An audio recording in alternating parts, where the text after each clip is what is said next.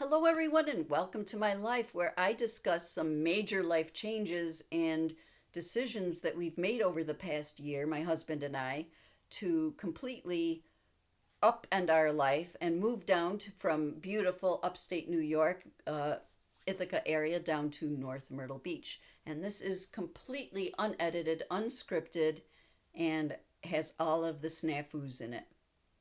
Now, one of the snafus is in my last video, I said I was going to talk about how we were going to fire our property manager, but I am tired of talking about the gosh darned property manager at this point. I want some good and uplifting news, so let's shift gears for this video. So, in this video, it's August of 2025, just a few short months ago. Our house hits the market. All right, so I bought the house for a reasonable price, and I've been paying down on my mortgage quite heavily so that I owe a lot less. And that was 9 years ago. When I bought the house, I did the math to see exactly how much extra I would have to pay to turn my 30-year mortgage into basically 15. So even though it's a 30-year mortgage, um, I was due to have it fully paid off 6 years from now. So it's paid down quite a bit. And I've put a lot of money into this house as well. I've renovated both of the bathrooms, and one of the bathrooms I made basically into a luxury spa because I just wanted it and I deserve that.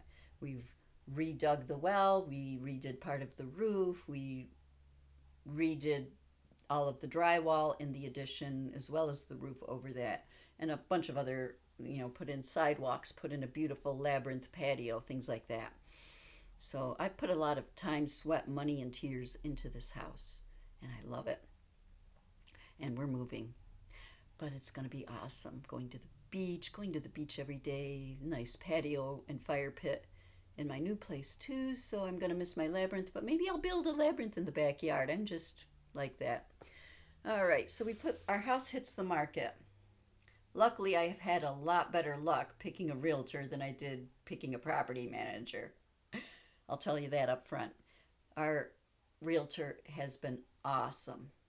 So, looking at Zillow and all the things, I was expecting to be able to list it for more than I paid for it, so that I'd be getting quite a good profit, so that we could recoup. If you remember back to my very first video or the second video, somewhere in there where I'm discussing the money end of things, we basically put all of our life savings, most of our life savings, into the Myrtle Beach house.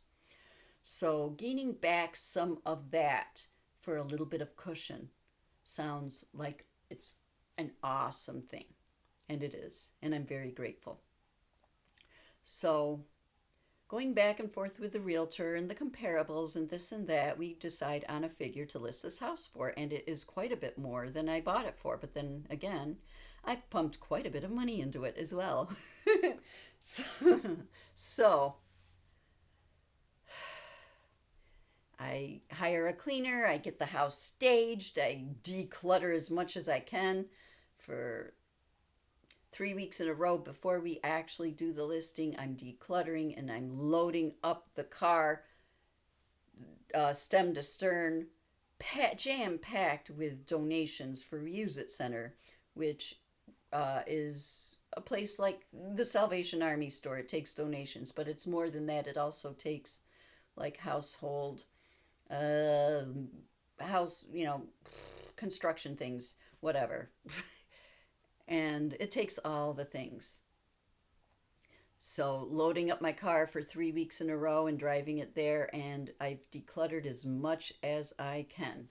Now, one of the stressors of this move that I haven't brought up until this point is that I'm in a 2,100 square foot house, my husband and I, and we're moving into an 800 square foot unit of our duplex. That's quite the change. That's a lot of decluttering we need to do. So, starting in August, I had a whole new ball of wax when it came to stress. And I was freaking out. But this video just discussing the house aspects of this. All right. So we put our house on the market and we list it for a good price. And the first week, we have an open house. We get a couple of people that come in and a couple of people that schedule during the week to come look. No offers. After our open house, we get a couple more people come look at it and we get an offer. Great. And my realtor calls me all excited. Guess what? It's a full price offer. It's a cash offer because they just sold their house from out of state. And so I get a full price cash offer contingent on inspection.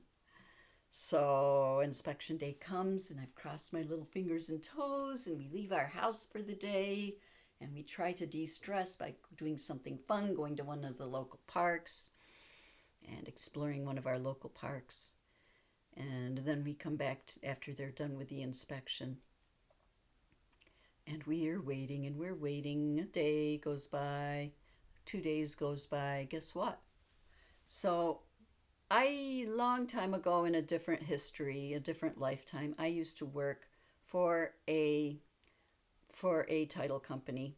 And I have never seen a closing where the buyers don't ask for something back from the inspection. Now, I've got some things in mind where something major could be wrong with the house that I don't know about, and something major could happen that I'd have to shell out cash back to the buyers or to fix something major.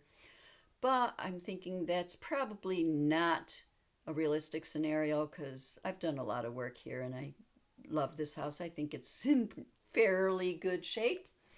But there are a lot of little things that could be fixed. And if I were a buyer, making a full price cash offer, I'd probably myself would want to go back and say, hey, this showed this whole laundry list of all these little things that are wrong. And, there's dings in the walls, drywall needs fixing in one room and different little things like that. I'd probably ask for, could I get X amount back at closing so that I could fix all these since I'm giving you a full price cash offer? That would be me. These buyers didn't do that. It passed inspection. They didn't ask for a thing. Now there's another snag a little later in the story that I'll describe in a future video. But today's video, I'm going to end it on a good note here today with my house going up for market, getting an offer within 2 weeks of going up for market, and now I've got all the packing to do, and I've got job search to do, and I got to transfer my nursing license, and I've got all the different things for that. So in my next video, I did promise you to talk about firing of the property manager for the Myrtle Beach property. So I guess that's what I'm going to do for my next video. So if you are subscribed, thank you so much. Welcome back. And if you're not, well, welcome. And hit that subscribe if you're interested in this story.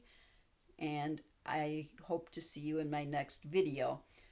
Give me a thumbs up and a comment down below of any questions you might have, and I will do a video based on all of the questions that I'm seeing as responses to these videos.